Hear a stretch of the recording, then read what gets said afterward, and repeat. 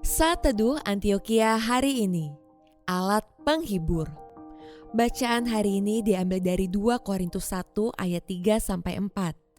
Terpujilah Allah Bapa Tuhan kita Yesus Kristus, Bapa yang penuh belas kasihan dan Allah sumber segala penghiburan, yang menghibur kami dalam segala penderitaan kami, sehingga kami sanggup menghibur mereka yang berada dalam bermacam-macam penderitaan dengan penghiburan yang kami terima sendiri dari Allah. Seseorang yang mengerti teori belum tentu dapat mempraktikkannya dengan benar. Tetapi orang yang mempraktikannya akan lebih memahami karena telah mengalaminya sendiri. Dalam renungan hari ini, kita belajar bahwa orang yang belum mengalami penderitaan akan sulit untuk menghibur orang yang sedang menderita. Sebaliknya, orang yang pernah mengalami penderitaan akan lebih mudah memberikan penghiburan kepada orang yang sedang menderita.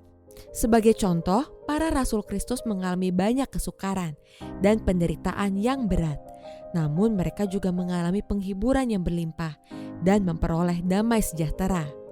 Karena itu, mereka dapat menasehati dan menghibur umat yang mengalami penderitaan. Jadi, penderitaan itu sangatlah baik untuk pendewasaan rohani dan pelayanan kita. Terkadang Tuhan mengizinkan penderitaan terjadi dalam kehidupan kita, supaya setelah mengalami penghiburannya, kita dapat menghibur orang lain yang dalam kesukaran. Dengan demikian, nilai positif dari penderitaan yang kita lalui adalah supaya kita mengalami sukacita karena penghiburan Kristus dan supaya kita dapat berguna bagi orang lain. Jadi, jika kita sungguh-sungguh meneladani iman dan kesabaran orang saleh ketika menghadapi penderitaan, maka kita pun dapat mengalami hidup berdampak dan jadi berkat bagi orang-orang di sekitar kita. Bahkan mereka pun dapat turut mengenal Tuhan melalui kita. Saudara, sebagai orang yang mengikut Kristus, apakah kita sudah memperlihatkan teladan dalam menerima penderitaan dengan sukacita?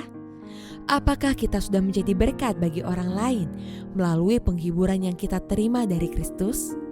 Ingatlah, penderitaan yang kita alami adalah kasih karunia Allah, sehingga kita harus menerimanya dengan sukacita.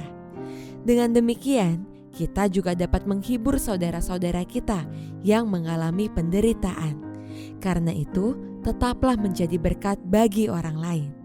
Mari kita berdoa.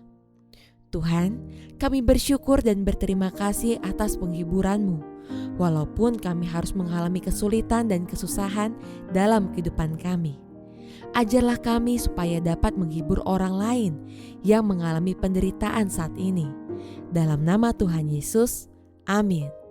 Sekian Saat Teduh Antioquia hari ini, Tuhan Yesus memberkati.